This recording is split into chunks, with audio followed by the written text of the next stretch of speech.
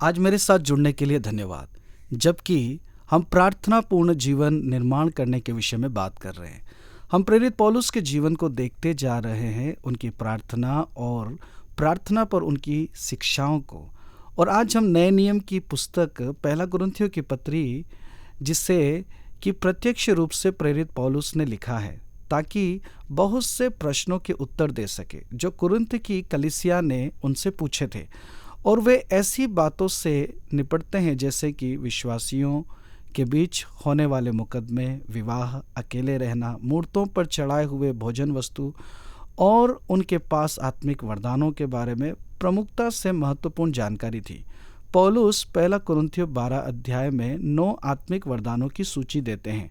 इनमें से 2 वरदान है अन्य भाषा और दूसरा अन्य भाषा के अनुवाद का वरदान।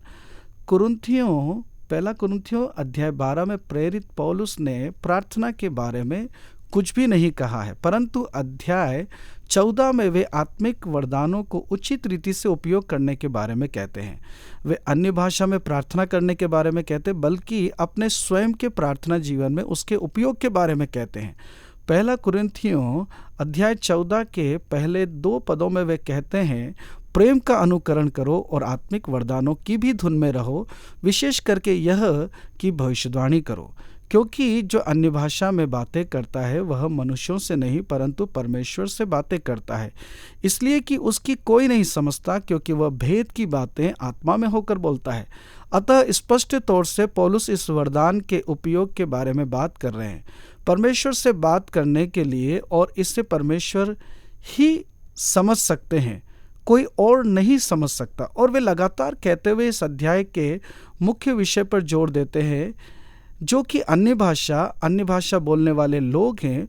वे इस बात पर ध्यान रखें कि जब कलीसिया एकत्रित होती है तब इस वरदान का उपयोग तभी किया जाना चाहिए जब उसका अनुवाद करने वाला वहाँ कोई हो, नहीं तो उससे किसी को भी लाभ नहीं मिलेगा। 13 पद में लिखा है, इस कारण जो अन्य भाषा बोले तो वह प्रार्थना करे कि उसका अनुवाद भी कर सके। इसलिए यदि मैं अन्य भाषा में प्रार्थना करूं तो मेरी आत्मा प्रार्थना करती है परंतु मेरी बुद्धि काम नहीं देती।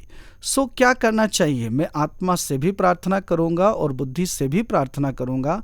मैं आत्मा से गाऊंगा और बुद्धि से भी गाऊंगा। नहीं तो यदि तू आत्मा ही से धन्यवाद करेगा तो फिर अज्ञानी तेरे धन्यवाद पर आमीन क्यों कर कहेगा, इसलिए कि वह तो नहीं जानता कि तू क्या कहता है।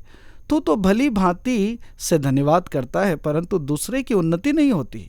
फिर पौलुस ने कहा, मैं अपने परमेश्वर का धन्यवाद करता हूं कि मैं तुम सबसे अधिक अन्य भाषा में बोलता हूं, परंतु कलीसिया में अन्य भाषा में 10,000 बातें कहने से यह मुझे और भी अच्छा जान पड़ता है कि औरों के सिखाने के लिए बुद्धि से 5 ही बातें कहूं।